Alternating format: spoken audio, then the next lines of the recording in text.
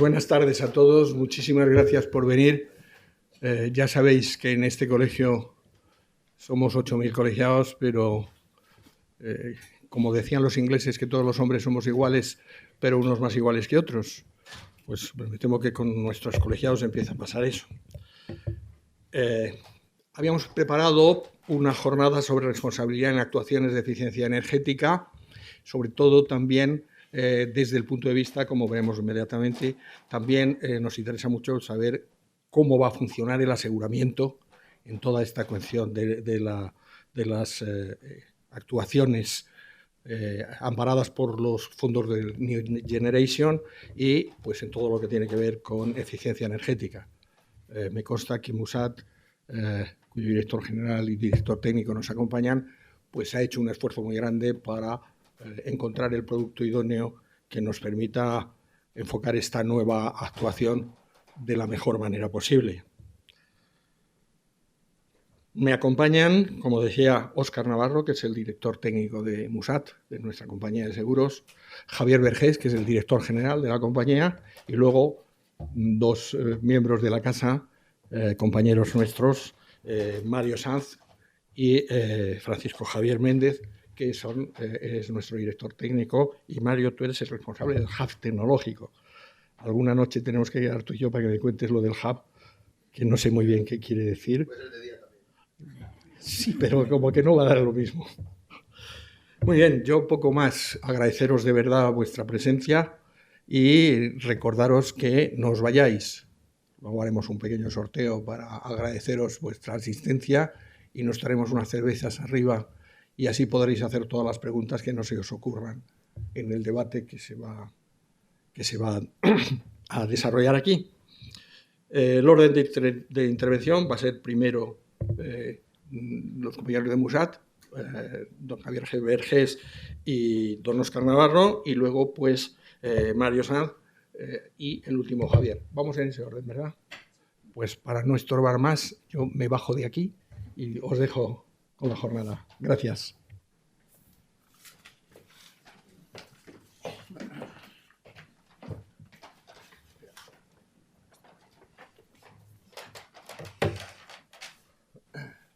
Buenas tardes.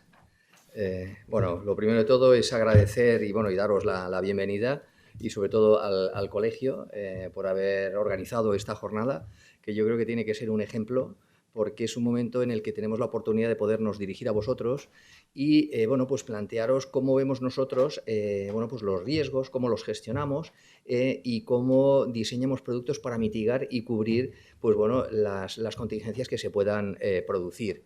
Vivimos en un mundo complejo. Vosotros sois conscientes porque además es una profesión que está sujeta pues, a mucha reclamación, la verdad es que nosotros lo vivimos, y eso provoca que, claro, hay que estar muy pendiente de cómo se desenvuelven los acontecimientos y cómo se plantean pues, las reclamaciones y los cambios en los que estamos viviendo. Estamos ahora pues, en un cambio disruptivo importante.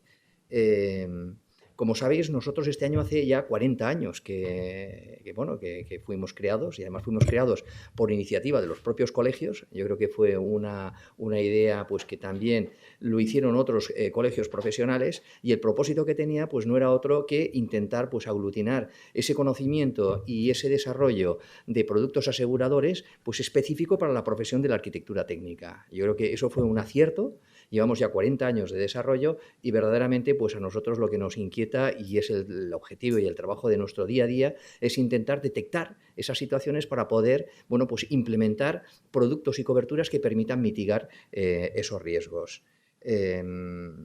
El mundo va muy rápido y es verdad de que estamos comprobando de que lo que antes era importante para nosotros en términos, digamos, de reclamación, evoluciona y está cambiando mucho. Yo creo que ahora, pues todo el mundo lo ve, lo aprecia y estas cosas pues son las que nos hacen que verdaderamente pues seamos pues muy cautos porque al final yo lo veo de otras profesiones, he tenido la oportunidad de estar en otras compañías de seguros de responsabilidad civil profesional y ves un poco pues por dónde van las tendencias. Al final los consumidores cada vez somos más exigentes y eso que provoca que ante situaciones en las que entendemos que no se ha prestado adecuadamente el servicio, pues reclamamos.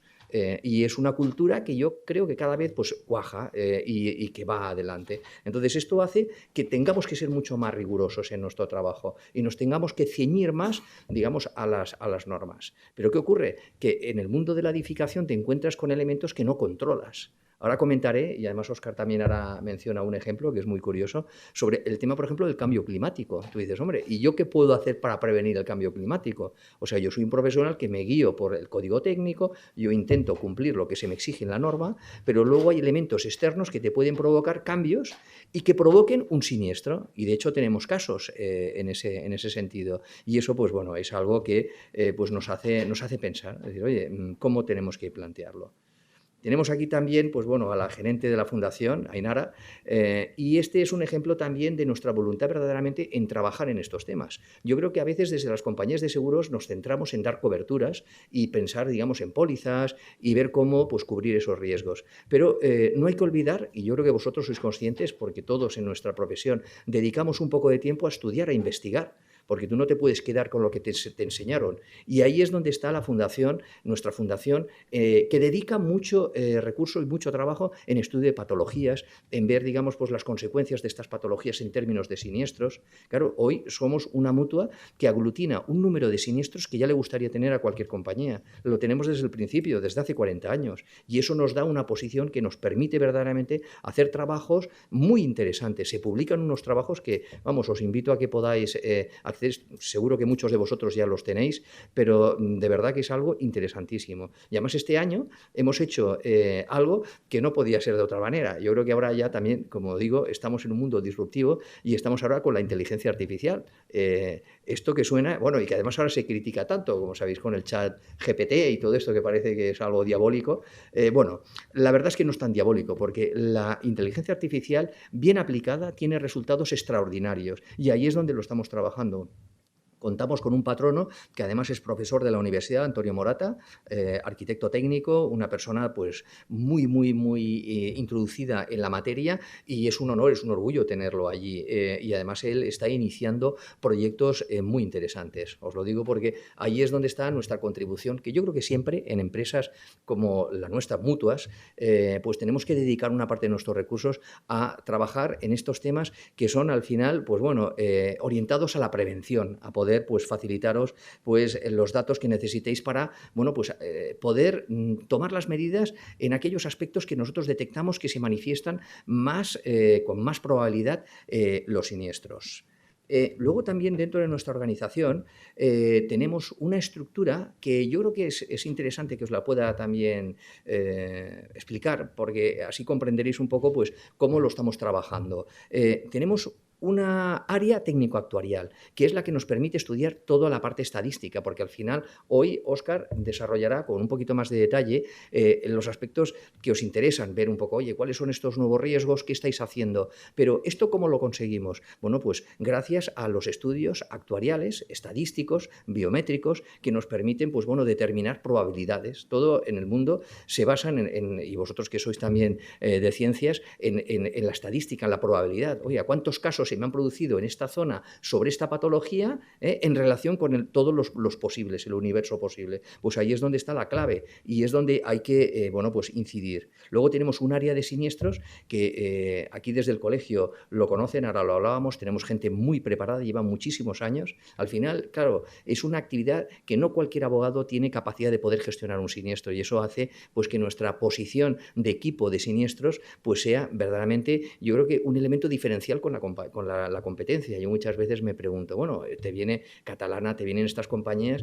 y ¿en qué tú te diferencias de ellas? Porque miras la póliza y más o menos pues estás en lo mismo. Pues precisamente los equipos que tenemos detrás, que cuando se manifiesta el daño es la capacidad que tenemos nosotros de poder gestionar eso. Y como tercer pilar tenemos el equipo técnico de edificación. Tenemos allí índice, tenemos toda una red de peritos, que no sé si alguno de vosotros pues pertenece a esta red y de la que yo también también entiendo que es algo clave, esencial, porque yo pienso que muchas veces la decisión de la gestión de un siniestro está en cómo el perito, en cómo se evalúa el daño y cómo se presenta, digamos, en un juzgado, porque los abogados sabrán más o menos, pero luego realmente el que determina las cosas son los técnicos y ese es un elemento esencial. Entonces, para mí yo creo que es fundamental pensar de que tenemos en estos momentos cerca de 19.000 siniestros abiertos. Claro, llevamos trabajando 40 años y es que además el siniestro que se abre en el entorno de vuestra actividad es un siniestro que no es como en autos o en hogar, que dices, oye, es que en unos meses o en un año lo he cerrado. No, no. Nuestra media de siniestros son en torno a unos 8 años aproximadamente. La media, ¿qué quiere decir? Que tenemos siniestros de 15 y 20 años y siniestros un poquito más cortos, pero es tremendo. ¿Esto qué es lo que provoca? Pues que tengas que estar allí muy encima, lo sufrís sobre todo las personas que se ven involucradas en una reclamación de este tipo, pero es algo realmente duro y yo creo que ahí tenemos que, bueno, pues tenerlo muy claro. Cuando estuvimos organizando estas jornadas, la verdad es que hablando con el colegio, con Luis, con Jorge, con Rafael, pensamos, bueno, ¿qué hacemos? Explicamos un poco nuestros productos, que no está mal, porque yo creo que también a veces te dan una visión un poco de qué es lo interesante para cuando un técnico empieza a trabajar, cuando ya coge una cierta maduración y cuando ya está cercano, digamos, a la jubilación. Pensar que tenemos muchas personas, pero vosotros sabéis perfectamente que cuando tú te jubilas, o sea, con eso no has resuelto tu responsabilidad, porque vas a arrastrar una mochila de 10 años y que has de preocuparte. Son aquellos momentos en que a veces nos encontramos personas que dicen, bueno, yo ahora ya me relajo, bajo la cobertura. Para nada, no lo hagas. ¿Por qué? Porque te va a venir la reclamación. Y si tú has bajado la cobertura, la que tú tendrás es la que te corresponde en el momento de la reclamación. Entonces, son temas que, bueno, pues nos interesa mucho que en ese sentido, bueno, pues que exista esta conciencia. Como digo, el tema está ahora cambiando totalmente. Yo creo que ahora lo que se estila mucho, y yo creo que todos lo hemos oído hablar, la sostenibilidad. O sea, es un concepto que yo creo que ahora ya lo tenemos, pero totalmente interiorizado. Estos son esas cosas que esto ha llegado para quedarse. Total, total. Nosotros como entidad de seguros, como compañía de seguros, somos como los bancos. Estamos supervisados por un órgano de control que es la Dirección General de Seguros. Los bancos es el Banco de España y somos una entidad de interés público. Entonces, claro, tenemos una categoría y una naturaleza que nos obliga a ser extraordinariamente exquisitos. ¿Y qué es lo que ha hecho el supervisor? Exigir a las compañías de seguros que se impliquen, pero de verdad, en los conceptos de sostenibilidad. Y pensar que la sostenibilidad se basa en 3 pilares, que tienes el medio ambiente, el tema, digamos, social y el tema de gobernanza. En gobernanza, ya ni os digo cómo nos movemos en la mutua. O sea, todo son políticas, procedimientos, que hay mucha burocracia, pero luego hay que saber sacarle también el lado positivo en el sentido de decir, oye, hay una disciplina que aquí no es el capricho de que una persona hoy está viendo esto y toma una decisión, no, tiene que estar muy soportada.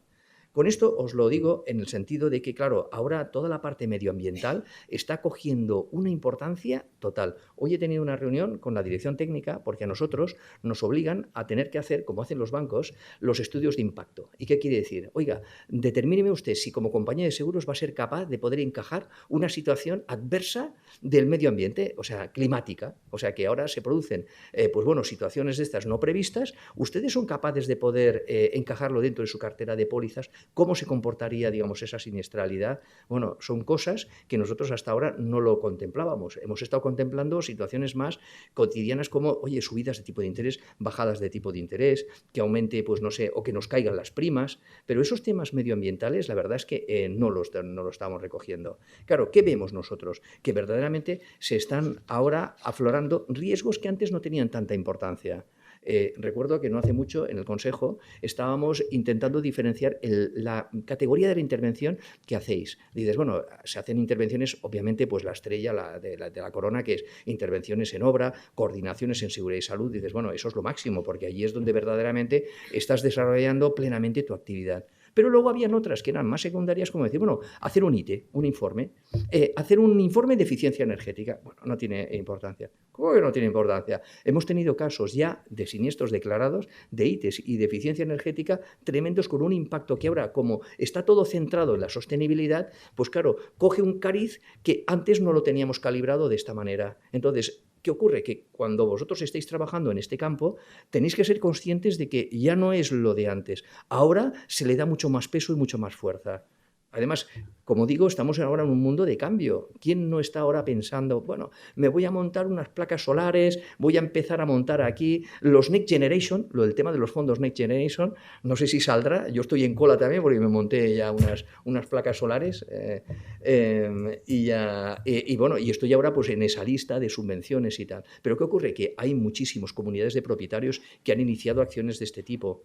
Vosotros como agentes rehabilitadores estáis ahora en una función que va más allá porque estáis gestionando el tema de lo que es la subvención. ¿Qué ocurre? Que os enfrentáis al riesgo de que si por la razón que sea no se autoriza y de alguna forma se os puede atribuir una cierta responsabilidad, vamos, entran pero como una caballería encima vuestros. Y entonces, claro, son cosas en las que dices, ostras, esto hay que valorarlo, hay que analizarlo y ver cómo podemos cubrirlo. ¿Estamos bien? Perfecto. ¿Podemos mejorar lo que tenemos? Pues ahí sí que nosotros nos interesa. Yo creo que el colegio, como nosotros, como Mutua, nos debemos a vosotros. Entonces hemos de ser capaces de poder transmitiros lo que creemos que es importante, que os puede afectar a vosotros y a partir de aquí intentar construir algo que verdaderamente pueda hacer frente a una posible reclamación ante una intervención que podáis hacer. La pregunta de siempre es, oye, ¿qué capital de cobertura es el que me conviene a mí? Ostras, es difícil, ¿no? Porque tú partes desde una cobertura de 150.000 hasta 1.200.000. Entonces, cuando dices, bueno, a mí la de 600, ¿vale? O sea, puedes estudiar el tipo, digamos, de obra. Sí que es verdad que hemos resuelto un tema importante, el tema de los daños personales, que en la fase de obra viva, que tú tengas ahí un accidente, sabéis que las reclamaciones en ese sentido son tremendas. Y sí damos ya de entrada para todos una cobertura de 3 millones de euros, que creemos que estamos dentro, digamos, del margen razonable. Pero en daños materiales, ahí sí que es importante el poder, bueno, pues tener esa conciencia y poderlo hablar y reflexionar. Allí sí que yo os animo a que en ese sentido, pues, oye, seamos muy sensibles y nos tenéis ahí para todo lo que haga falta. Yo quería solo hacer esta exposición un poco para centrar y situar un poco el problema. Óscar va a hablar ahora y enumerar un poco esos riesgos que hemos identificado y qué coberturas son las que estamos ahora, pues bueno, diseñando para poder hacer frente a esa mitigación de riesgos. Luego ya estaremos abiertos a las preguntas que nos queráis hacer y si no es hoy, sabéis que tenemos la Mutua abierta a vosotros y encantados. Y agradecer al colegio, de verdad, que tome estas iniciativas. Yo soy consciente que el Colegio de Madrid es un colegio que siempre se ha caracterizado por llevar a cabo muchas acciones de este tipo y es lo fundamental, o sea, en pensar en sus colegiados, pensar en los mutualistas y eso es lo que nos diferencia del resto de compañías. Muchas gracias. Pues le paso la palabra.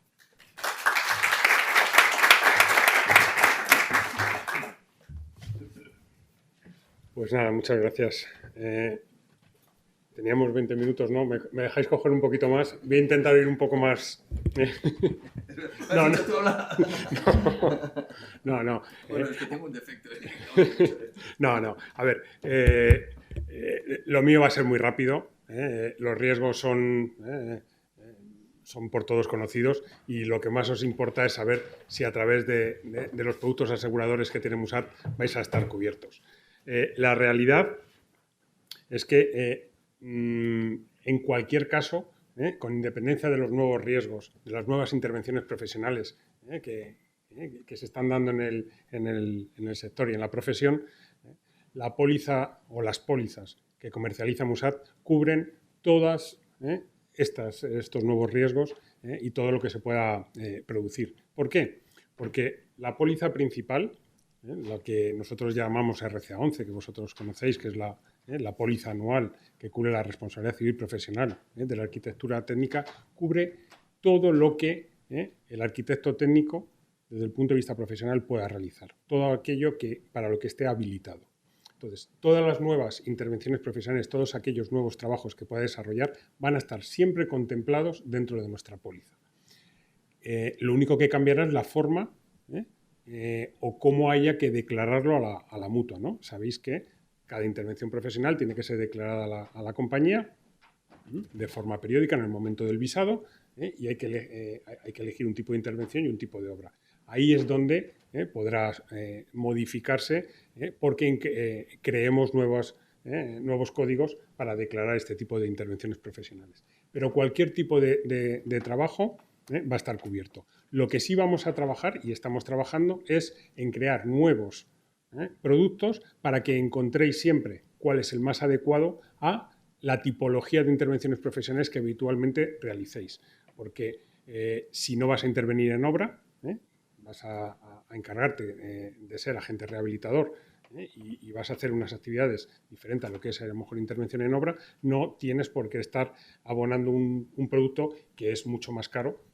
Entonces vamos a preparar o estamos preparando un nuevo producto que tenga en consideración solamente ese tipo de intervenciones profesionales y en consecuencia se adapte mejor a la economía y al riesgo que aporta cada técnico. Bueno, por pasar un poco por encima y no enrollarme mucho, ¿qué nuevos riesgos podemos decir que tiene la profesión? Bien. Como bien ha dicho Javier Vergés, la eficiencia energética está ahora en boca de todos. Todo lo que se realiza, no solamente desde el punto de vista de construcción, sino en cualquier sector, tiende a mejorar la eficiencia energética de lo que se está haciendo. En el caso de la arquitectura técnica, bueno, pues desde la elaboración del informe de eficiencia energética de cualquier construcción hasta la ejecución, en el caso de comprometerse a un determinado nivel de eficiencia energética. La clasificación A, B, C, D, eso en muchos casos puede llevar a una reclamación en caso de no conseguirse respecto a lo que te has comprometido en el proyecto. También todo lo referente a la creación del libro de edificio existente, lo que es el técnico de cabecera. Principalmente en lo que vemos como bloque 2 dentro de lo que no lo legisla, sino que lo reglamenta, sería todas las declaraciones de mejoras que el técnico de cabecera puede identificar en un edificio, pues todo aquello que puede realizar para mejorar la accesibilidad, la salubridad, la eficiencia energética del edificio, la protección contra el ruido, etcétera, así como los planes de actuaciones para la renovación de ese edificio, ¿no? La optimización de las medidas cuando se toman todas de forma conjunta, la priorización o la creación del programa de mejoras cuándo y cómo se vaya haciendo. Y luego el agente rehabilitador. El agente rehabilitador, sabéis que en estos momentos está todavía definiendo a nivel comunidad cuáles son exactamente las intervenciones o a qué se va a dedicar, pero lo que tenemos claro es que hay unos riesgos para el técnico que va a desarrollarlo. No sabemos todavía si se va a requerir que sea un técnico especializado en el sector de edificación o va a poder serlo cualquier persona que cumpla unas determinadas condiciones. Nuestra apuesta es que tenga que ser el sector especializado en el sector de la construcción, encabezado por los arquitectos técnicos, pero aquí está el riesgo de la gestión de subvenciones. No alcanzar la subvención, ya sea por el error, a lo mejor, a la hora de entregar los papeles necesarios para obtener esa subvención o no cumplir con los plazos adecuados. Y también hay un riesgo que puede tener el agente rehabilitador, y es a la hora de crear el proyecto, a la hora de definir el proyecto o bien de ejecutarlo.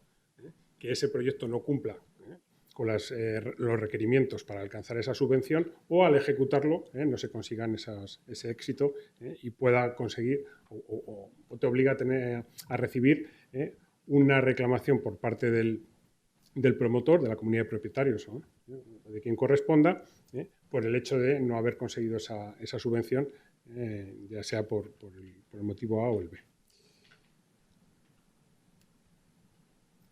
Bien. La construcción industrializada, que luego más adelante, a continuación vais a hablar, los nuevos sistemas constructivos van a requerir nuevos conocimientos profesionales. Y eso es importante, la formación del técnico. El hecho de no conocerlos puede llevar a tener más reclamaciones. No obstante, cualquier producto, cualquier póliza de MUSAT va a cubrir estas intervenciones profesionales. Habrá que ver a lo mejor si será vuestro trabajo ver si la suma asegurada que tenéis contratada es adecuada o no en base al riesgo que estáis asumiendo en dichos trabajos, ¿no? O la recepción de materiales de nueva generación.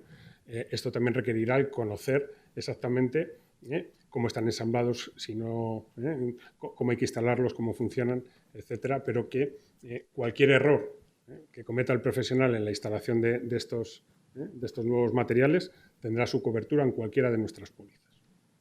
El cambio climático, como bien ha dicho Javier, también va a aportar determinados riesgos.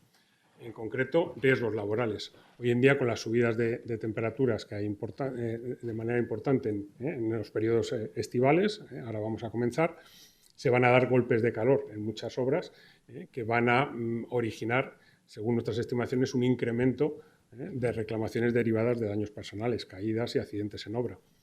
Esto, como bien sabéis, son las reclamaciones más importantes a nivel económico que puede tener el colectivo, y esto requiere que se tenga una buena cobertura aseguradora. Cualquier producto comercializado por Musat da cobertura en este sentido, e incluso en nuestro producto principal la cobertura que se da con independencia de la suma asegurada que se tenga contratada es de 3 millones de euros para reclamaciones derivadas de daños personales. También se puede dar por temas de afecciones en el medio. Tenemos una reclamación reciente, muy curiosa, que es la que os ha anticipado Javier, y es alteración en el suelo como consecuencia del nivel freático. La ausencia de agua ha cambiado la composición del suelo donde se ha realizado una edificación, y eso ha provocado movimientos del terreno que ha hecho que se hayan producido daños estructurales muy importantes. Entonces, tenemos que tener en consideración que el cambio climático está ahí, que se va a dar, que a lo mejor no es responsabilidad del técnico, pero que sí puede derivar en una reclamación. Y tenemos que tener una cobertura lo suficientemente adecuada para poder poder vivir tranquilos, ¿no? Es que, sí. Pero yo creo que todo el mundo lo conoce, perdona que solo en este punto, sí, pero nos encontramos muchas veces con sentencias sociales, y lo sabéis, en las que igual tú como técnico está claro que no te corresponde esa responsabilidad, pero el juez tiene que, de alguna manera, resarcir al perjudicado. Y entonces, ¿qué es lo que tiene delante? Tiene igual pues, una serie de personas que tienen póliza y toman la decisión de una condena solidaria. Y entonces a repartir. Y esto es algo que nos sucede de una manera tremenda, y donde tú como técnico, la verdad es que te indigna en ese sentido, pero la justicia es así, y hay que enfrentarse. Como cuando vais con algún compañero, asegúrate del seguro que tiene él, porque si no probablemente las reclamaciones te vas a encontrar de que tú con tu cobertura vas a tener que responder a ello. Es algo también de lo que a veces, vamos, he querido tener la oportunidad de deciroslo porque es algo... Es muy importante que muchas de las condenas son solidarias, y muchas veces el propio escrito del juez reconoce a lo mejor la ausencia de responsabilidad del técnico, pero le condena porque es el único que tiene pólizas de seguros. Él lo que considera que quien no tiene que quedar sin cobertura es el afectado, es la persona que ha comprado la vivienda o que ha construido el edificio, ¿no? Entonces, en el momento que hay una póliza, condena a quien tiene esa póliza con independencia de que haya sido culpa suya o no. Entonces, como bien dice Javier, es importante ver que cuando trabajas con otros técnicos, ellos también tengan una cobertura aseguradora adecuada. Bien, y luego, por último, pues las nuevas metodologías de trabajo, ya sea metodología BIM, Lean o Agile, que eso, pues, al ser nueva metodología de trabajo, requiere formación por parte del técnico, que puede derivar en algún tipo de reclamación por no ejecutar de forma adecuada el proyecto, y el uso de drones. Esta la he puesto la última porque sería hoy en día la única responsabilidad que no tendría cubierto el técnico, el arquitecto técnico, con ninguna póliza de Musat. Sí que vamos a empezar a trabajar para preparar un producto que pueda dar respuesta aseguradora a el riesgo que puede correr el técnico que utiliza drones en su día a día, ¿no? En su trabajo profesional. Entonces, ya para acabar, simplemente os voy a enseñar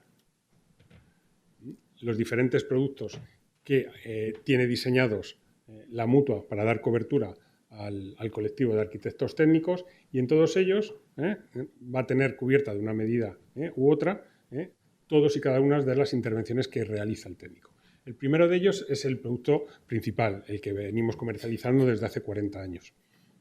Y es el producto que cubre la responsabilidad, cualquier reclamación que se reciba durante el año que se tenga contratado, por cualquier trabajo realizado en el año o en ejercicios anteriores, siempre y cuando cumpla normativa colegial, esté visado, registrado, siguiendo las normas del colegio en el que se esté colegiado, y esté comunicado a Musart, ¿no? Entonces, aquí cualquier intervención profesional, sea las que se vienen realizando siempre o cualquiera de estos trabajos, ya sea agente rehabilitador, el libro de edificio existente y demás, está cubierto a través de esta póliza. Únicamente hay que encontrar el tipo de intervención profesional sobre el cual hay que declararlo a la compañía, ¿no? A la mutua.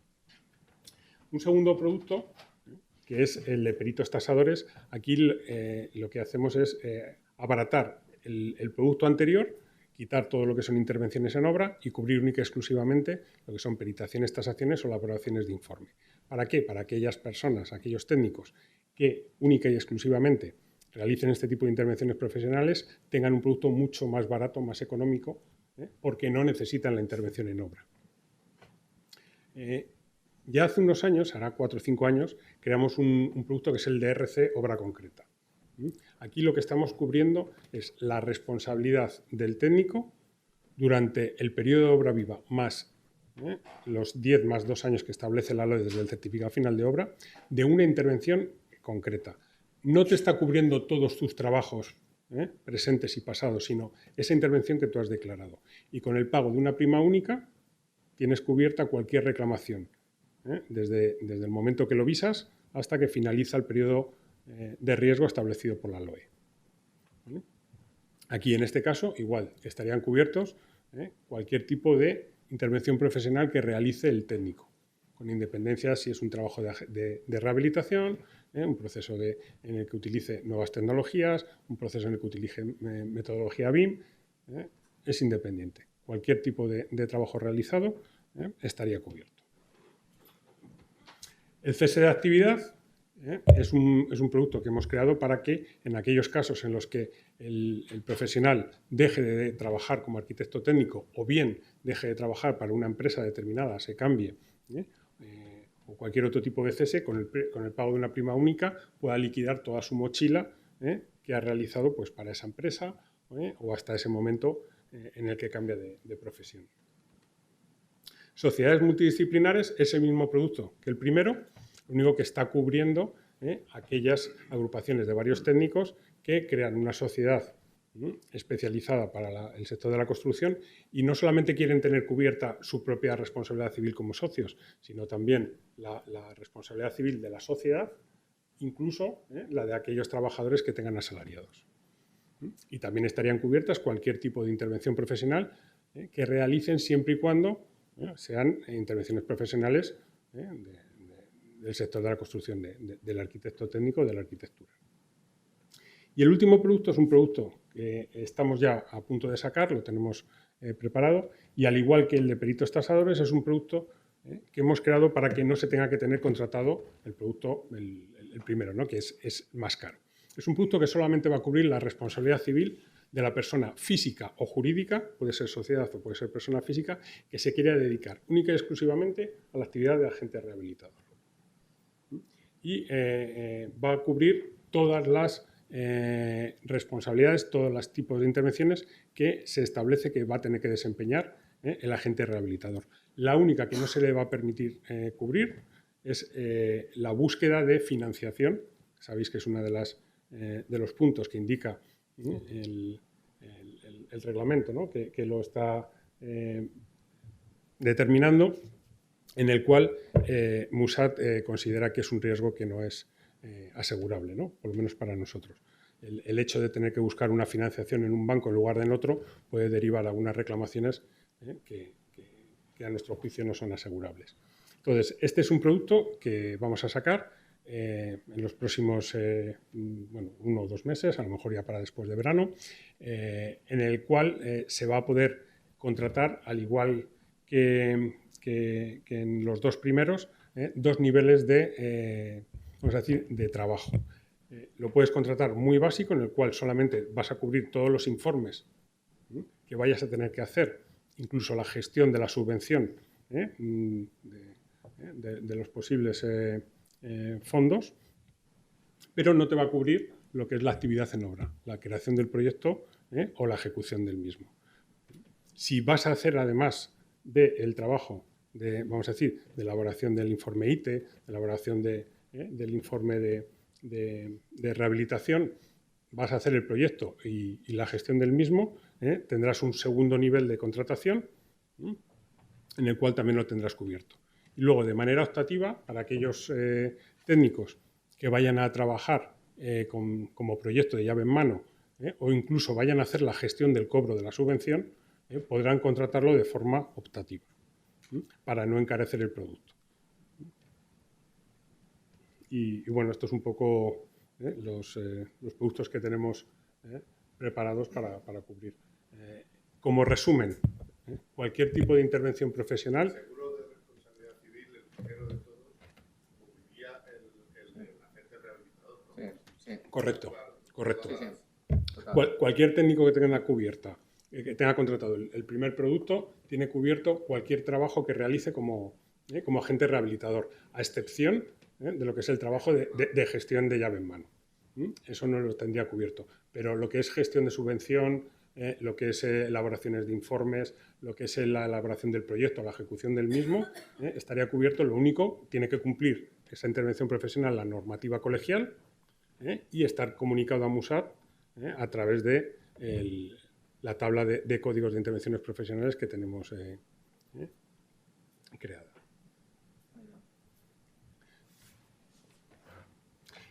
Pues, Muy bien. gracias a vosotros.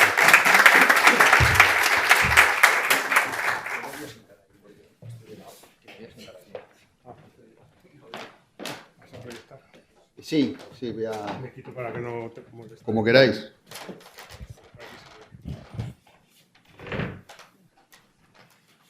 Bueno, ya me han presentado antes, yo soy Mario Sanz, soy el responsable del Hub Tecnológico y dentro de las acciones que hace el Hub Tecnológico, pues llevamos junto con mi compañero Juan Carlos Cabrero, la dirección del curso de especialista en construcción industrializada. Vale, entonces, bueno, me pidieron que de algún modo contase cómo es una dirección de ejecución en una obra de construcción industrializada. Y bueno, lo primero que se nos viene a la cabeza cuando hablamos de construcción industrializada, aunque yo soy muy de reivindicar el orgullo de la profesión, ¿vale? Llevamos más de 590 años como profesión, como aparejadores documentados, y yo creo que deberíamos estar orgullosos. Y sobre todo, creo que deberíamos ir por la calle con una sonrisa y entrar en las obras con una sonrisa, sintiéndonos orgullosos de lo que somos, de lo que estamos haciendo y de lo que podemos hacer. Y dentro de ello está el carro este de la construcción industrializada que consideramos desde el colegio que es un carro al que debemos abanderar. Y os preguntaréis, ¿por qué? Bueno, pues voy a intentar explicar un poco ese por qué. Construcción industrializada, cuando hablan de construcción industrializada, lo primero que se nos viene son esos módulos, ¿no? Que es lo más llamativo, que es lo más... pero no hay que quedarse con esto. O sea, los módulos es una forma de construcción industrializada, ¿vale? Es un sistema. ¿Qué ocurre? Que claro, que si ponemos en las fotos la una y la otra, las fotos de las obras son mías, o sea, que las he sufrido, que las sufro. O sea, que también estoy a pie de obra. Entonces, claro, teniendo un módulo que nos viene prácticamente finalizado y teniendo una estructura de hormigón tradicional, nos surge la pregunta, ¿son todas las direcciones de ejecución iguales? O sea, viendo una cosa y viendo la otra, ¿son iguales? ¿Consideráis que son iguales? ¿Consideráis que deberíamos tener un seguro que cumpliese con una cosa y lo mismo para la otra? ¿Vale? Entonces, como dicen los gallegos, depende, ¿no? Esto depende de cómo lo queramos ver. ¿Vale? Hay una cosa que es impepinable, que es la LOE. La LOE es la que nos está marcando cuáles son las obligaciones del director de ejecución de obra.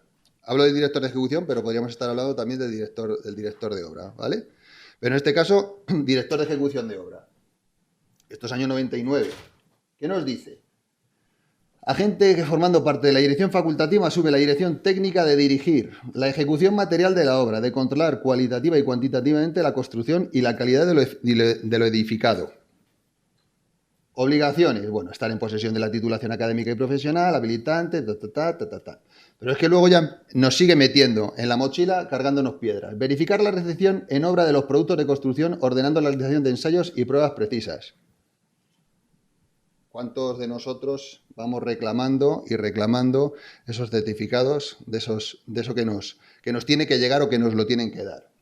Dirigir la ejecución material de la obra correspondiendo los replanteos, los materiales, la correcta ejecución y disposición de los elementos constructivos de las instalaciones de acuerdo con el proyecto y las instrucciones del director de obra.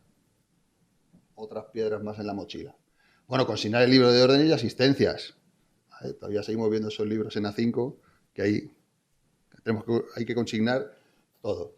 Suscribir el acta de replanteo, bueno, el certificado final de obra y las certificaciones, que esto es lo que más le interesa al contratista, que suscribamos las certificaciones en base a lo que él le interesa. Y luego colaborar, obviamente, con los restantes agentes en la elaboración de documentos, a la hora tal.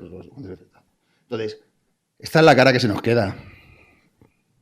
O sea, porque ya no entro en el tema honorarios, ¿vale? O sea, es decir, todo eso que nos dice la LOE a los honorarios a los que está el mercado ahora mismo. Entonces, la cara se nos queda, esa cara de panolis, en el que decimos que estamos jugando. Ojo, el tema de los honorarios no puede ser en ningún momento justificativo de es que no voy a la obra o es que para lo que me pagan no voy a la obra, ¿vale? Eso entraría dentro del rango de ser un profesional mediocre, ¿vale? Entonces, ¿qué ocurre? Que si ponemos en una tabla comparativa las unidades de obra de una construcción tradicional y las unidades de obra de una construcción industrializada, vemos que cambia, ¿no? O sea, que hay un... Y si os fijáis, tenemos que gestión de residuos, seguridad y salud, control de calidad, ¿vale? Nos siguen apareciendo. O sea, que hay un montón de unidades de obra que son iguales, pero hay otras que me desaparecen. ¿Y me desaparecen por qué? Me desaparecen porque el sistema constructivo, si elegimos un sistema, vamos a irnos al extremo mayor, en el que el módulo me viene terminado, bueno, pues me desaparecen.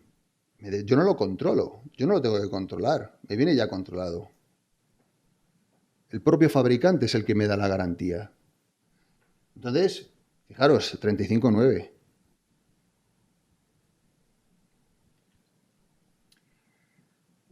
La duración se nos reduce.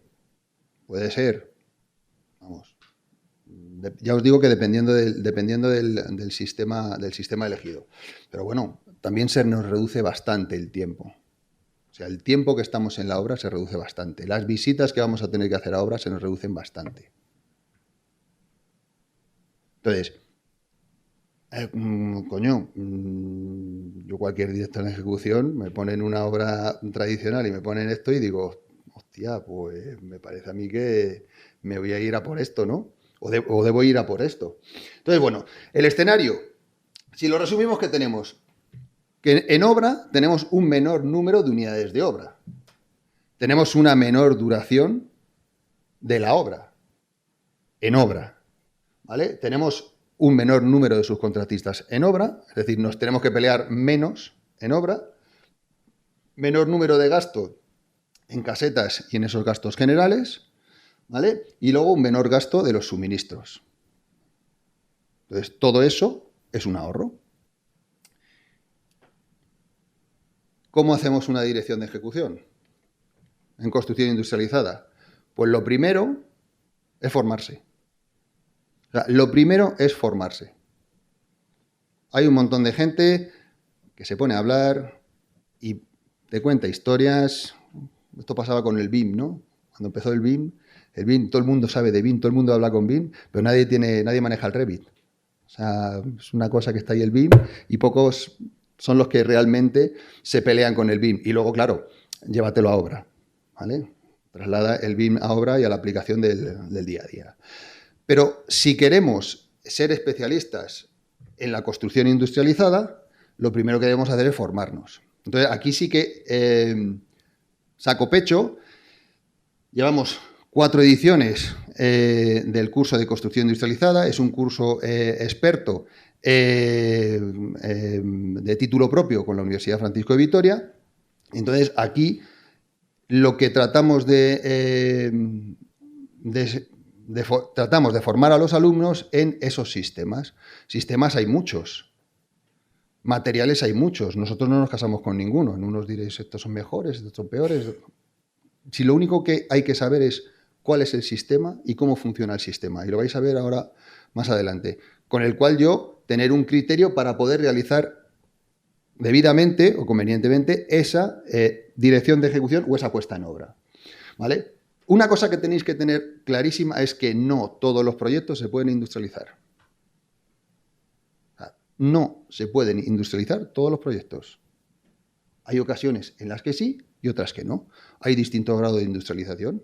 Esos distintos grados de industrialización son los que nosotros debemos conocer para saber hasta qué grado podemos meter de industrialización en nuestra obra. Esto se va a caer por su propio peso. No sé si habéis oído las estadísticas de la Fundación Laboral de la Construcción, de cualquiera de ASPRIMA, de todos estos que nos vienen diciendo que viene el lobo, que viene el lobo. Y ese que viene el lobo es que no hay mano de obra. O sea, no hay relevo generacional para la mano de obra. Hay falta, y entiendo que lo sufriréis todos, falta de mano de obra en la construcción. Entonces, encontrar a gente es complicado y encontrar a gente buena más complicado todavía. ¿Vale? Entonces, bueno, si es un sistema 2D, si es un sistema 3D, si es un multitrade, si es solamente una fachada, qué tipo de fachada. En rehabilitación se van a poner de moda las rehabilitaciones con las fachadas industrializadas, ¿vale? Entonces, bueno, hay que saber. Otro de los aspectos es que nunca debemos intentar industrializar un proyecto que no ha sido concebido como industrializado. Es ir como los cangrejos. Y entonces, claro, siempre va a generar problemas, porque vamos a intentar poner un zapato en un pie que no le cabe. Entonces, si no se ha concebido para industrializarse, mejor no hacerlo. ¿Vale? Y luego, otro de los aspectos importantes es el tema de la ubicación, el tema de los accesos a la hora de elegir un sistema u otro, pues en función de los módulos, de los radios de giro de los camiones, de las grúas de posicionamiento y demás. ¿Vale? El trabajo del director de ejecución tiene que empezar colaborando en la redacción del proyecto de ejecución. Tenemos que reivindicar todo nuestro saber y todo nuestro conocimiento técnico a la hora de en la fase de la redacción del proyecto. Es importantísimo conocer los sistemas, es importantísimo conocer las soluciones existentes, los materiales, ¿vale? Tenemos que aportar soluciones en esos encuentros, en los sellados, en los montajes, en la prevención. Claro, todo eso hay que plasmarlo en un estudio de seguridad. Y el estudio de seguridad en estos casos será también más pequeño. Y aquí no nos vale darle a la tecla y que nos salga todo el chorreo de los programas informáticos, ¿vale? O sea, que hay que trabajarlo. Hay que conocer los plazos. Hay que conocer quiénes son los fabricantes. Hay que estudiar la solvencia de los fabricantes. Porque claro, si nosotros dejamos todo o dependemos de un fabricante y ese fabricante por las circunstancias que sea, pongo un ejemplo que si no lo conocéis, pues os invito a que entréis por en internet, investiguéis Caterra. Caterra era una empresón que realizaba viviendas industrializadas y se fue al garete. Nadie se pensaba que eso podía irse al garete. Bueno, pues se fue al garete. Entonces dejó colgados a muchos clientes. Bueno, pues esas cosas pasan. O sea, pueden pasar y pasan. ¿Vale? Tengo que saber y conocer los sistemas. En este caso, pues bueno, tengo ahí el muro cortina de Lignum Tech. Bueno, pues el muro cortina de Lignum Tech, ¿vale? Es así. Es así. Esto es lo que fabrican de serie, pero esto se puede personalizar, esto se puede particularizar. Bueno, pues tendré que conocer cómo es el sistema y saber cómo lo puedo adaptar a mi proyecto. Pero esto es un sistema que ya me viene incluso con la carpintería puesta. Llegar y colocarlo. Simplemente. ¿Vale? Entonces, una de las cosas importantísimas, y es donde nosotros tenemos que entrar, es en esa parte de la ingeniería de detalle. Esa ingeniería de detalle es donde está nuestra labor de director técnico.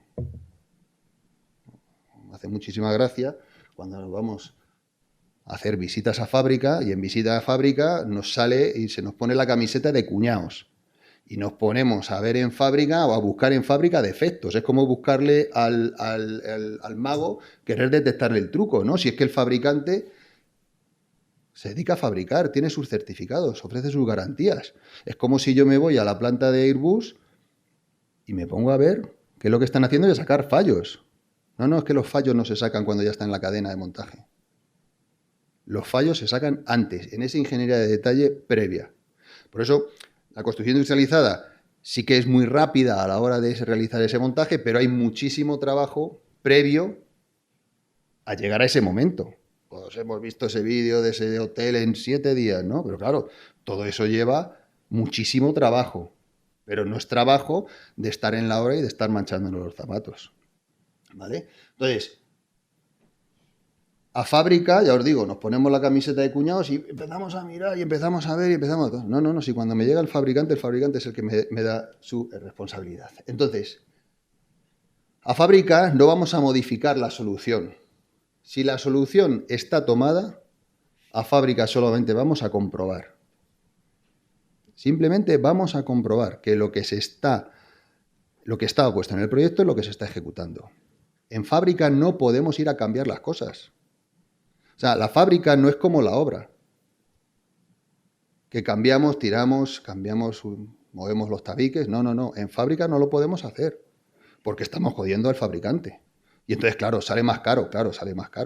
No es lo mismo hacer un coche a medida que hacer un coche en serie. Entonces, tenemos que confiar en el fabricante y, obviamente, antes de elegir al fabricante, tenemos que asesorarnos mucho y saber qué es lo que fabrica y cómo lo fabrica y si es adecuado a lo que yo estoy demandando, a lo que el proyecto demanda. ¿Vale? Llegamos a la fase de montaje. Claro, vemos esa nave, vemos esas vigas con esas luces. ¿Hacemos esto de forma tradicional? A nadie se le ocurriría hacer esto de forma tradicional, ¿no? Estamos acostumbrados ya, sobre todo con el prefabricado de hormigón, en ciertos ámbitos, es decir, naves industriales, nada, ni se nos ocurre plantear otra solución que no sea industrializada, o sea, es decir, prefabricado de hormigón. Bueno, pues entonces nos pasa lo mismo con lo otro. ¿Qué tenemos que hacer? Pues bueno, ser muy pesados, ser muy exquisitos a la hora de el comprobar y el recomprobar los replanteos, el comprobar los niveles, ¿vale? Un día antes, una semana antes de la llegada de los componentes. Ojo, quitaros de la cabeza el módulo 3D, ¿vale? Poneros en la cabeza esa comprobación de esos paneles 2D o de esos pods de baño que me pueden llegar. O sea, que hay un montón de soluciones en las que vamos a requerir eso. Luego, establecernos un listado de comprobación de esos componentes, de lo que yo voy a exigirle al fabricante, que me venga, que me lo monte. Porque claro, aquí entramos. ¿Quién me lo monta? ¿Cómo me lo monta? ¿Quién pone los medios auxiliares? ¿Quién pone al gruista? ¿Vale? Todas esas cosas, el director de ejecución tiene que saberlas y tiene que proponerlas y tiene que exigirlas. ¿Vale? Y luego otra de las cosas importantes es que el componente, pues que nadie lo desprecinte y que no se haga uso de él, ¿vale? Esto es sobre todo por el tema de los baños industrializados, que claro, como están terminados, pues mucha gente los abre y hace uso de ellos, ¿vale? O tienes aquello terminado con su espejo, con su portarrollos, con todo, pues hacen uso, ¿vale? Importantísimo. Y esto viene a ser lo mismo que venimos haciendo, documentar todo el proceso. Tenemos un libro de órdenes, documentamos todo el proceso. O sea, eso sí, va a ser más corto, porque hay mucho trabajo que se ha hecho en fábrica. Revisión de las uniones, de los sellados, de las tolerancias que tenemos permitidas, ¿vale? A la hora de colocarlos es importantísimo. Dar visto bueno de la colocación del componente, el vigilar los acabados y el dar el fin de obra. O sea, lo mismo que venimos haciendo en la construcción tradicional, pero con menos dolores de cabeza. Otros dolores de cabeza, pero con menos dolores de cabeza. ¿Vale?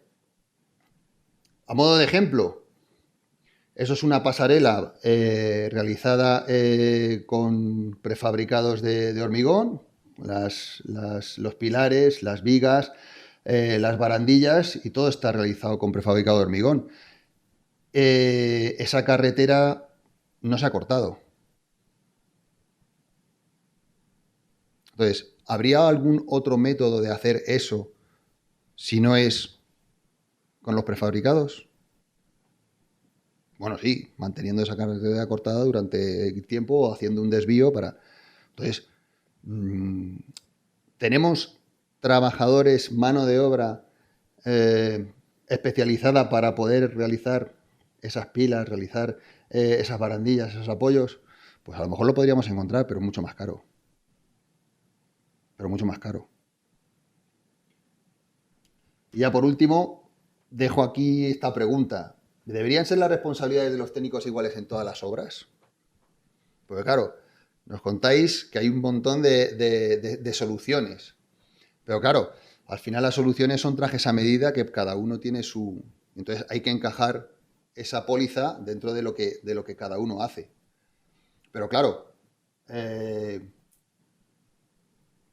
¿tiene que pagar lo mismo un técnico que realiza una obra en una construcción industrializada que uno que... Entonces, ahí entiendo que no habrá datos dentro de esa inteligencia artificial, dentro de esas estadísticas y ese manejo de datos, que es una buena oportunidad ahora el empezar a trabajar con estos datos o el empezar a segmentar estos componentes o estos sistemas de construcción industrializada aplicados a la hora de establecer o diseñar productos que sean un poco a medida para esos técnicos en los que delegan un riesgo que está en la fábrica o que está en un sitio que no es dentro de la obra. ¿Vale? Y bueno, pues simplemente esto es lo que os quería contar. Muchísimas gracias y ya no os doy más la turra, que viene Javier ahora.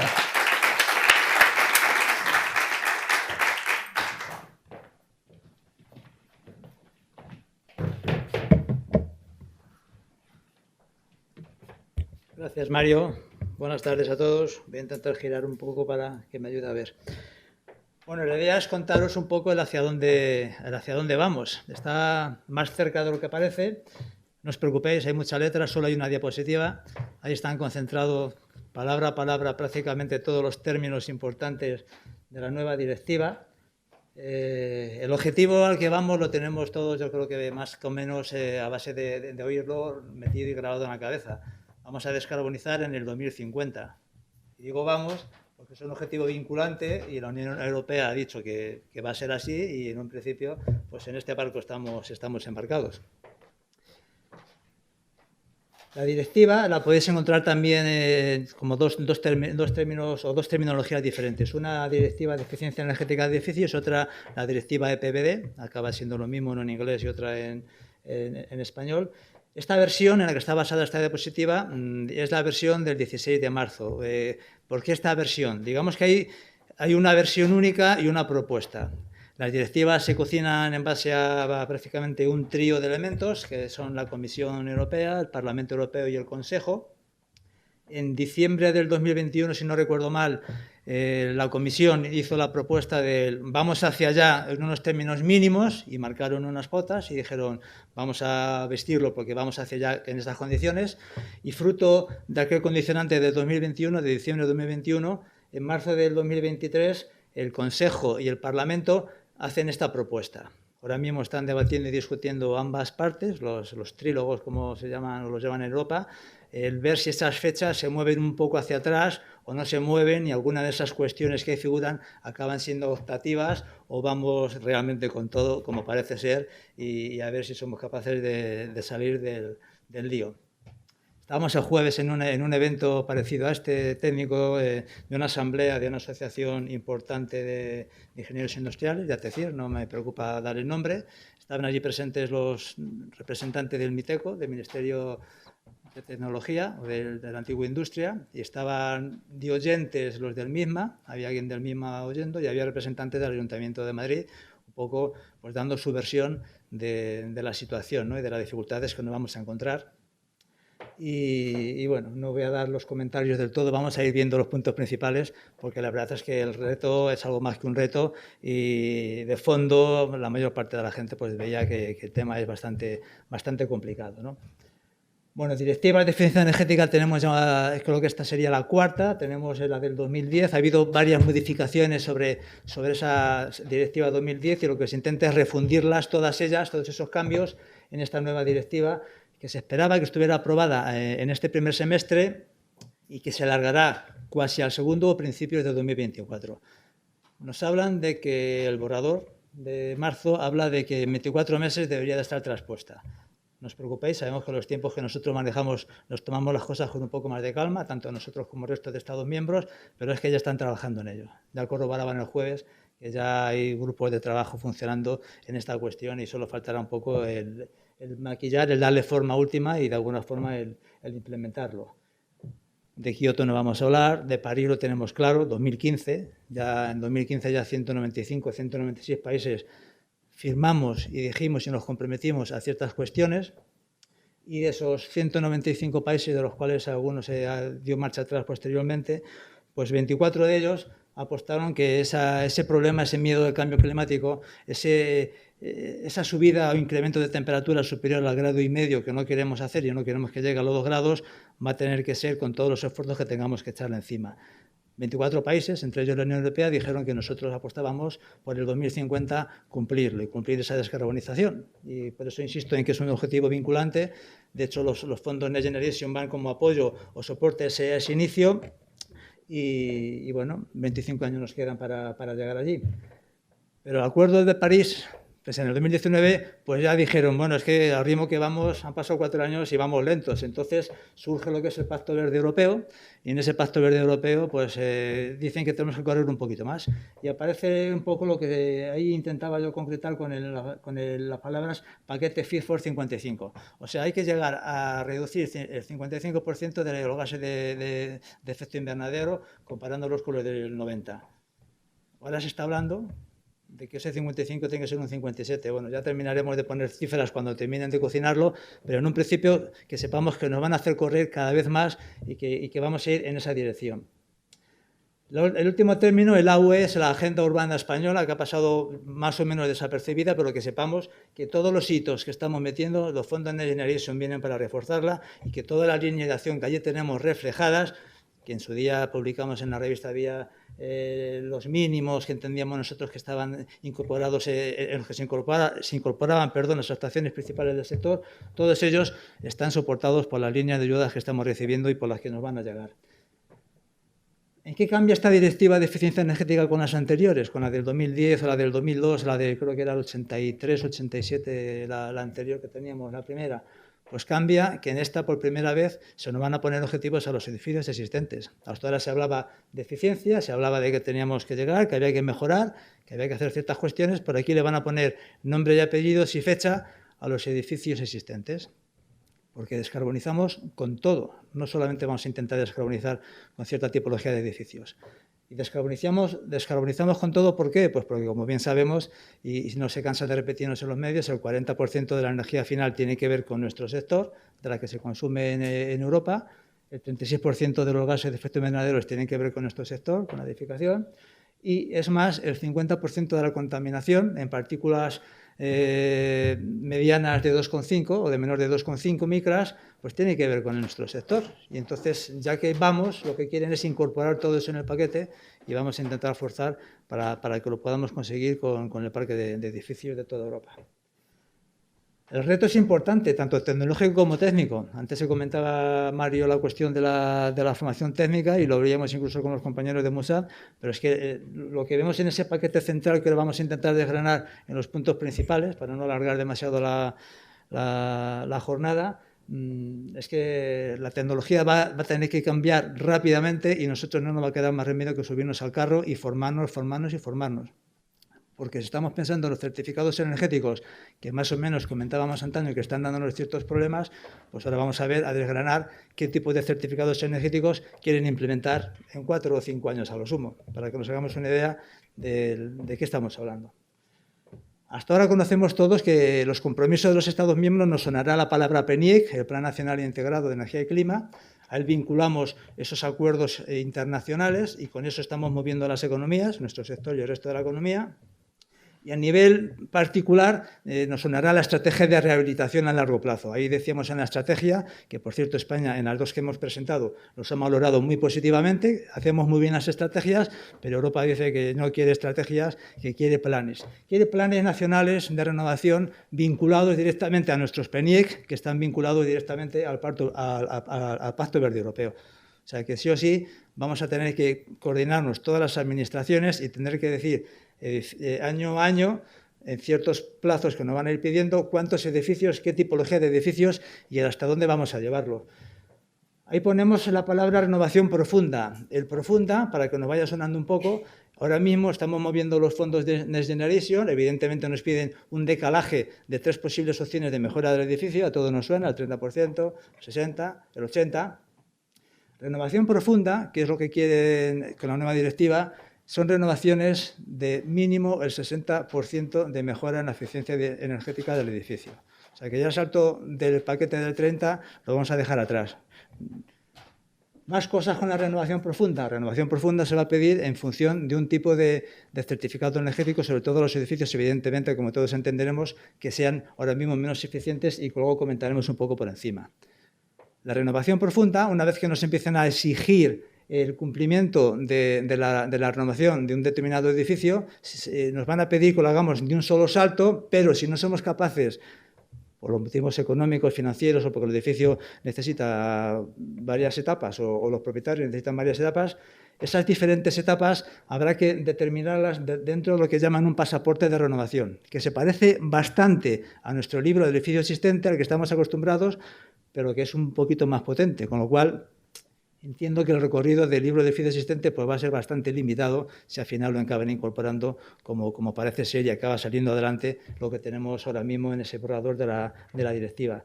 Todo esto para aquí, fijaros la fecha, el 2025, aunque lo he hecho uno o 2 años para atrás, pues eso es pasado mañana ya. Estamos en el 2023, la directiva estará este año en el 2024, pues evidentemente ese pasaporte, evidentemente digitalizado, con otra serie de características, como veremos ahora, nada de herramientas un poco de aquella forma que están muy mimetizadas, muy con un esquema en el que voy rellenando como la maquinaria, por así decirlo, a la hora de documentar el informe de evaluación de los edificios, digitalizado y que se puedan sacar datos que vamos a tener que contrastar con los certificados energéticos y con otra serie de herramientas. Tenemos que sacarlos nosotros, tendrán que sacarlos las administraciones y podrán sacarlos las compañías, etcétera, etcétera. Luego intentaremos verlo un poco por encima. 35 millones de edificios en el 2030, dice el borrador de la directiva de marzo, que se quieren renovar en Europa. 35 millones de edificios. Con eso no cubrimos todo el parque. Luego, al final, ahí veis un poco el estado, y luego lo repetiremos, el 75% de los edificios de la UE son claramente ineficientes. Tenemos 50 millones de europeos en situación de pobreza energética, para que nos hagamos una idea, declara así directamente la directiva, y dice que el 90% de los existentes son conscientes de que seguirán en pie en 2050. O sea que si queremos descarbonizar y el 90% va a seguir en pie, está claro que nos va a tocar meter mano al paquete de lo que hay y llevarlo como podamos al mejor puerto, dentro de unos márgenes que sí que tenemos algún tipo de margen de maniobra y que los Estados miembros tendrán que ir peleándose, marcando y referenciando de alguna manera el ritmo que van a poder llevar. Otro hito importante, la siguiente línea es donde está ahora mismo pues, prácticamente un principal caballo de batalla. Eliminar gradualmente la calefacción de los combustibles fósiles para el 2035, dice el borrador de marzo. Luego dice que, bueno, si el Estado miembro es capaz de demostrar que no llega al 35, le van a dejar de margen hasta el 2040. Me da igual el 35 que el 40. O sea, dejar de utilizar combustibles fósiles parece un hito realmente muy complicado. ¿Qué tecnología nos quedaría para seguir suministrando esa climatización? Evidentemente, pues, quieren electrificar el consumo, las bombas de calor tendrán un peso importante. Es cierto que, como bien sabéis, por debajo de los 7 grados pues pierde mucho rendimiento, pero bueno, ahí está una tecnología funcionando. Se habla del hidrógeno verde, se habla del biometano, se habla en un principio bimetano durante unos años y luego el hidrógeno verde, pero en paralelo, según comentaban el jueves, y ahí surgió un pequeño debate que bueno, no se terminó de cerrar, pero que se está cambiando otra norma importante, otra directiva o el reglamento de ecodiseño, en el cual están definiendo ya que las calderas nuevas, a partir de, no sé si será dentro de un año o de 2 años, una cifra muy corta, las calderas nuevas tendrán que tener todas un rendimiento útil mínimo de 115. Es decir, que no podremos utilizar, no van a prohibir las calderas de combustión, pero ese rendimiento no lo podemos tener con calderas de combustión. Y entonces ahí surgió el debate, se pegaban los del País Vasco con el del otro lado, mi teco defendía lo que podía defender, y la cosa es que ese reglamento también se está cambiando en paralelo. Entonces veremos a ver cómo confluye todo esto en breve, porque es posible que al final terminemos todos supeditados a esa bomba de calor y a la espera de que a ver qué ocurre con el hidrógeno verde y con ese tipo de gas, y se acaben reduciendo un poco esos rendimientos que nos van a pedir a las calderas que acaben utilizando el sistema de la combustión. Las tuberías actuales ya dicen que no nos valen para el hidrógeno verde, pero bueno, pues vamos a ver qué ocurre y cómo terminamos de salir del lío. Las cifras que tenemos detrás, pues bueno, actualmente el 42% es gas natural, el 14% es petróleo, en el término de residencial. Decía el representante del ayuntamiento de aquí el otro día que tiene 800.000 calderas todavía de gas natural, 800.000 calderas murales, que hemos estado vendiendo mucho tiempo la eficiencia de las calderas individuales, por aquello de tener claramente determinado el tener pues más contrataciones y claro, que a ver cómo le decimos ahora a los propietarios que esas 800.000 calderas, pues que de alguna forma que hay que cambiar los sistemas y a dónde tenemos que ir. Que si alguien gasta 1.000 euros en climatizar su vivienda durante un año completo y la inversión era un equipo de bomba de calor se llama 8 o 9.000 euros, que bueno, que hay que dar ese paso y que a ver cómo se acaba haciendo. Entonces, bueno, eso es lo que nos va a salvar un poco de ritmo, pero el 2050 sigue estando ahí y el tic-tac yo creo que lo tenemos encima de la cabeza. Sí, el problema es esta es la parte fácil. Vamos a nombrar al otro que está regresado para que nos hagamos una idea de la foto. Sí. Si terminamos teniendo...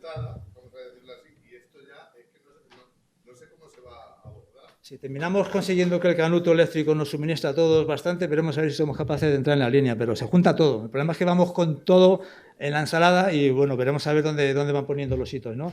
Requisito mínimo de eficiencia energética para los que estemos ahora con los fondos Next Generation, pues ahí lo tenéis en esas fechas. Residencial en el 2030, una E mínima, y el resto de los edificios en el 2027 una E mínima. En el 2000, veo aquí un poco torcido, pero bueno, una D mínima en 2030, todo en terciario, por así decirlo, y la administración, por supuesto, dando ejemplo, y en residencial en el 2033. O sea, estamos a 10 años vista de que subamos a una D. ¿Dónde está el margen de maniobra? Pues el margen de maniobra es que están reescalando. Ahora mismo estamos reescalando todos porque quieren armonizar los certificados energéticos. Seguiremos teniendo escalas de la A a la G, y la guerra entre la Comisión y el Parlamento y el Consejo estriba en cómo repartimos las escalas. Un dato, para ser breves.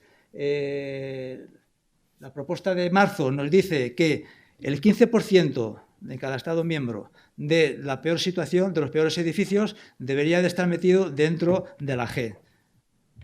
La categoría A serán los edificios de emisiones cero que ahora comentaremos. Y habrá que repartir proporcionalmente el resto de las escalas. ¿Qué planteaban anteriormente los otros? Que bueno, que no se puede cerrar tan claramente el 15% como la G, porque ese vaivén que vamos a tener con el resto de los niveles permite un cierto juego que beneficia a lo mejor a Centro Europa, pero que a nosotros nos perjudica bastante pues, por la cuestión de que tenemos clima mediterráneo, tenemos clima continental y tenemos que que desde las zonas de Castilla tendremos que suplir lo que no podemos hacer desde las zonas del Levante y las zonas costeras, y eso puede llevar a hacer demasiadas inversiones. Pero bueno, vamos a ver cómo queda la cuestión, que sepamos que el rescalado se está estudiando, se está analizando y que los edificios van con esas reglas del juego. Y evidentemente los E, F y G son los que tienen que entrar con renovación profunda, de un salto a ser posible, y si no, pues con el pasaporte de renovación debidamente documentado. Edificios cero emisiones. ¿Cuáles son los edificios cero emisiones? Pues edificios cero emisiones con esas fechas. Comentaban el jueves que lo subían un par de años, que seguramente en obra nueva lo pondrían para el 2030, pero que en 2050 iríamos los existentes sí o sí. Cero emisiones son edificios que van a consumir poca energía, que además será renovable y que además cumplirán el resto de las cuestiones que tenemos ahí en negrita, que vamos a intentar desgranar si no las acaban quitando del paquete. Deja también abierto un punto a los Estados miembros de que puedan elegir dentro de ese escalado del A a la G un nivel que sea el A+. El A+ serían edificios que consumieran menos de 15 kWh por metro cuadrado, lo que barajan ahora mismo. Pero bueno, vamos a ver si realmente España se decide a tener ese escalado, esa escala o ese nivel superior, o si simplemente con meter el paquete de los edificios de nivel A lo dejamos estar. Hoy en día sabéis que tenemos los edificios de consumo casi nulo, pero eso se queda por debajo de lo que serían los edificios de cero emisiones. Les falta marcar, en el consumo casi nulo nos fijan unos topes de energía primaria no renovable y un tope de energía total, y falta por ver si esos dos indicadores se mantienen o solo nos quedamos con un indicador y nos ponen un número que sea muy alto o muy bajo, ¿no? Eso es lo que queda por discutir, es lo que están viendo ahora mismo. Además, energía solar en edificios, optimizando en obra nueva en el 28 en residencial y en los reformados en el 2032. O sea, todo lo que podamos incrementar de energía solar, y entendamos como energía solar sobre todo la fotovoltaica, pues vamos a subir los ratios de lo que vamos a tener que ir incorporando dentro de los edificios. Ahí no me voy a entretener más, que nos suene un poco todo. Un marco, el criterio del potencial de calentamiento global, un nuevo término. El potencial de calentamiento global a lo largo del ciclo de vida para los edificios de cero emisiones. Vamos a analizar el ciclo de vida de los edificios de obra nueva, están diciendo ahora mismo, veremos. Yo no creo que costase mucho que pidieran unos mínimos para el resto de los edificios, porque lo estamos haciendo con los certificados energéticos ya, en función de los años automáticamente determinamos unas soluciones que no tenemos muy atadas, pero por ahora está empezando en incorporarlo dentro de la obra nueva. Analicemos la tipología del edificio, veamos los tipos de materiales, veamos si tenemos declaraciones ambientales de productos, transformémoslas con XML para que podamos tomar los datos, y ya hay grupos de trabajo desde UNE para transformar todas las declaraciones ambientales de productos en archivos XML, de tal forma que esa digitalización inteligente con los softwares especiales acaben midiendo y sacando todos los datos desde el certificado energético hasta los consumos reales verificados y por supuesto, lo que hemos incorporado dentro del edificio para saber vida útil, de instalaciones y todo lo que hay por dentro. Todo eso viene en el paquete de certificado de eficiencia energética, para que lo tengamos un poco en cuenta en breve.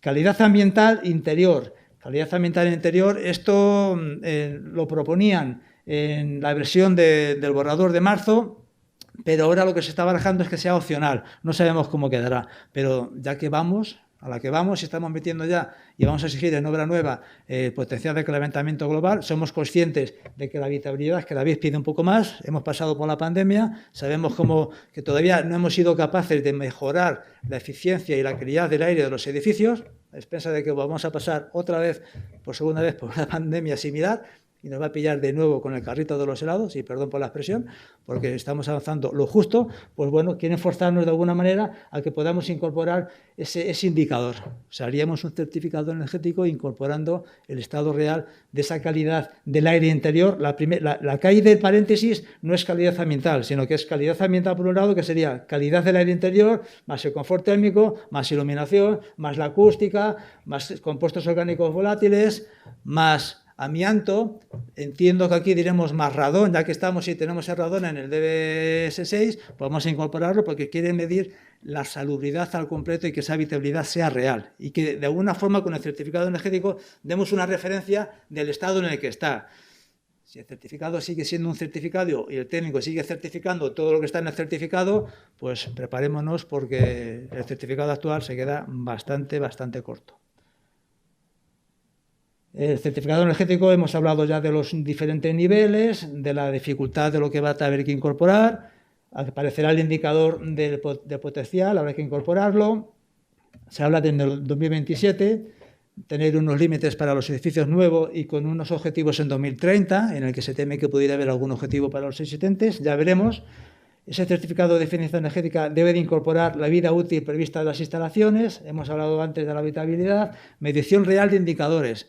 O sea, quieren verificar que lo que ahora hacemos como un certificado energético, que es una simulación con los programas simplificados de aquella manera, pues quieren que se verifique y que se teste realmente que lo que se había previsto, si lo estamos cumpliendo, dónde está el desvío e ir mejorando esa armonización de los diferentes, a nivel de toda Europa, de todos los programas de cálculo de los certificados energéticos. Más cosas importantes que tengamos ahí subrayado que voy a dejar aquí. La monitorización y el control, pues bueno, lo quieren extender al margen de la tipología de los edificios terciarios de gran potencia, pues se acabará ahí en el decalaje en el resto de edificios. Veis tres cifras ahí, mayor de 70 kilovatios, mayor de 290, digamos que toda la directiva va marcando eso. Primero el hito lo exigimos a los edificios que tengan más de 290 kilovatios de potencia. El siguiente hito, cuando van restringiendo, lo pasan a 70, y cuando hablan de residencial, en algunos de esos condicionantes, no lo he querido especificar tanto, pero en algunos de ellos suele hablar de un rango de 1000 metros cuadrados de edificio, un poco para que nos vaya sonando el cómo van a ir decalando las obligaciones allí. Pues monitorización y control lo van a empezar a exigir, evidentemente, para los 70 kilovatios también.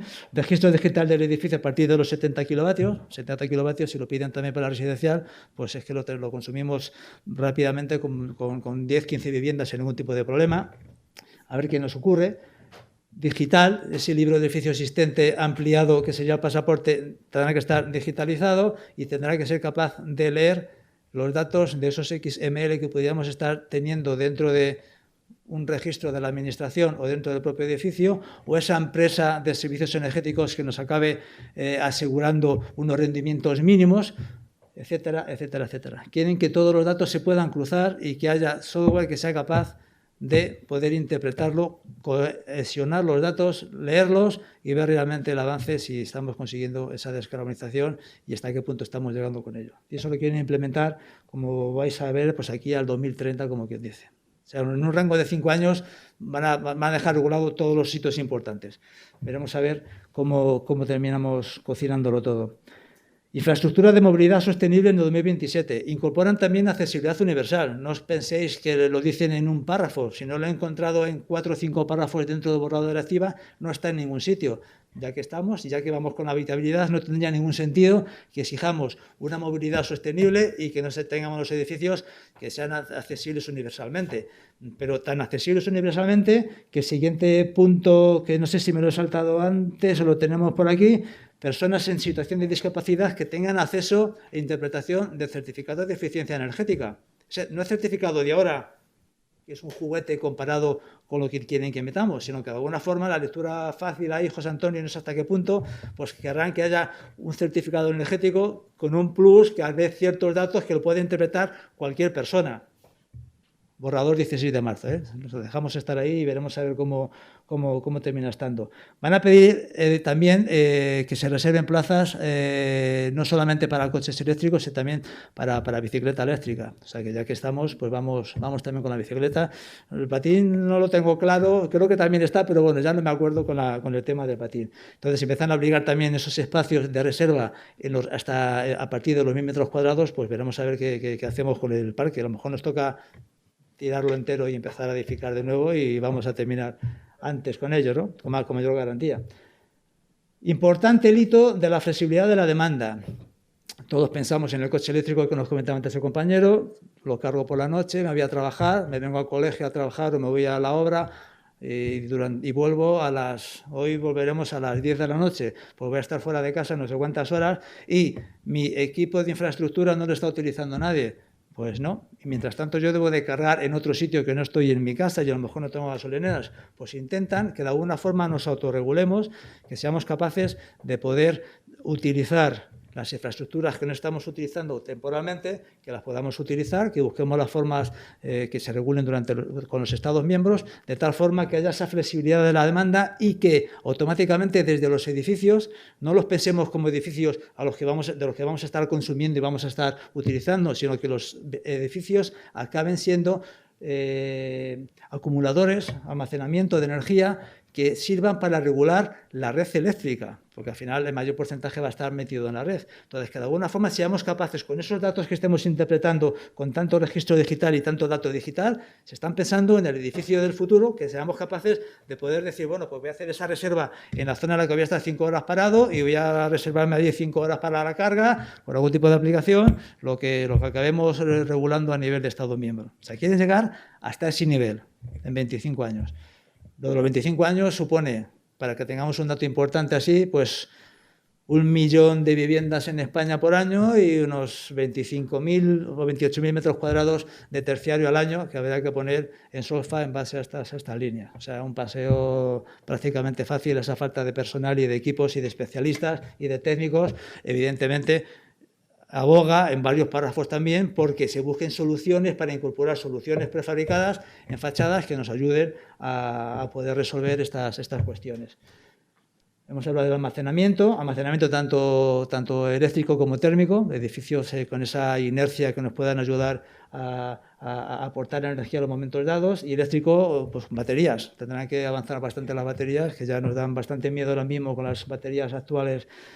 Tal y como están, el nivel que tenemos de baterías ahora mismo, pues veremos cómo termina mejorando el sector. Edificios catalogados. Dicen que los Estados miembros busquen soluciones porque también van a entrar a jugar. En cuanto tengamos soluciones que se puedan incorporar en edificios catalogados de patrimonio, pues que también van a jugar con según qué cambios. O sea que vamos con todo. Un indicador importante es el de aplicaciones inteligentes de los edificios. Para leer todos esos datos, incorporarlos y que hagan de conexión con los diferentes agentes, evidentemente tenemos que tener un grado de inteligencia en los edificios incorporados, que a lo mejor en ciertos terciarios ya estamos acostumbrados, pero que a nivel de residencial estamos muy lejos todavía de poderlos alcanzar. 2025 plantean. Intercambio de datos, ya lo hemos visto, y todo esto con todos los incentivos financieros que podamos tener en cuenta. Hipotecas verdes, hipotecas de financiación, subvenciones, ayudas, todo eso dicen que lo van a seguir manteniendo, impulsando toda la cuestión. Siguen pensando en las ventanillas únicas, tipo las oficinas que tenemos ahora, entendemos. Vulnerabilidad, ya lo hemos comentado, un tratamiento especial para la vulnerabilidad, para impedir que esos 50 millones de europeos que están en situación de pobreza energética pues no se puedan sumar al carro. Tenemos que ir todos. No va a servir con que solo los que se puedan lo hagan, no, quieren que se vaya con todo, y tiene un reto importante en la administración. Aquí, sobre todo, con coordinarse todas las administraciones ya tenemos suficiente, pero tienen que coordinarse y tienen que conseguir alcanzar los hitos. Reciclaje de los agentes. Esto le preocupaba bastante el jueves a las administraciones. Todo eso que estamos leyendo, evidentemente, no es que nos pille un poco a despaso a nosotros, es que nos pilla a nosotros y al resto de los técnicos y al resto de los profesionales y al resto de los agentes. Un hito importante el reciclaje de agentes para conseguir en 25 años hacer todos los cambios. Inspecciones de edificios a partir de los 70 kilovatios. Inspecciones en las que se pueda comprobar que se determine si la pérdida de la eficiencia energética es un hecho real, si cuando comprobemos lo que tenía que haber y estemos midiendo lo que está sucediendo no ocurre, a ver qué solución se le va a dar. Inspecciones por terceros, por agentes independientes. Bueno, pues ahí está. Antes comentábamos lo de fotovoltaica, ahora estamos colocando también fotovoltaica. Pues dejan atado la línea, si estamos pensando en utilizar la infraestructura eléctrica, pues la fotovoltaica le pasa lo mismo. Una fotovoltaica hoy en día, prácticamente con ayudas, tiene un retorno de 6-7 años. Es decir, si yo hago la instalación, serían 6-7 edificios, pues de alguna forma el aprovechar esos metros cuadrados que tengamos de paneles ya instalados para que puedan dar servicio a todo esto, esta flexibilidad de la demanda, que es el palo principal que se incorpora al requisito para que un edificio sea de 0 emisiones. El reto ahí le tenemos. Y para concluir lo que decíamos antes, el 90%, o sea, el 67% de los edificios actuales ineficientes deberían de estar en Solfa y en condiciones adecuadas para cumplir Si no todo esto, la mayor parte de lo que tenemos aquí incorporado, porque ahora mismo la presión es importante con los fabricantes, evidentemente, Gas Natural estará haciendo, supongo que también lo suyo, pero como mucho hablaban de poder mover un par de años ciertas fechas. De aquí a 7 años vista lo tenemos todo encima de la mesa. Muchas gracias y veremos a ver cómo hacemos frente al reto. Os iremos informando.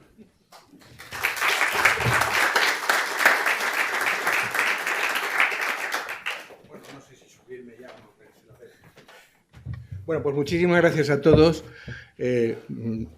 Después de cómo nos ha puesto la carne de gallina Javier, yo creo que lo mejor que podemos hacer es tomarnos una cerveza, a ver si rebajamos el ambiente, porque si no nos vamos a cortar las venas a llegar a casa, así que vamos a intentar rebajar. Nos vamos para arriba, ¿vale? Ah, que hay que sortear, es verdad, que tenemos un sorteo.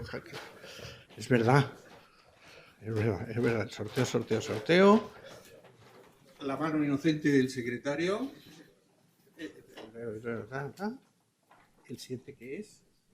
Francisco Javier García de Las Hijas. Francisco Javier, ¿está todavía aquí? Estaba. Pues entonces, como no está, sacamos otro número. O sea, ¿el 7 crees tú? A ver, mira, el 1. El 1. María Teresa González. Bueno, pues María Teresa, ya sabes que tienes un curso gratuito, ¿vale? Un curso gratuito de agentes rehabilitados.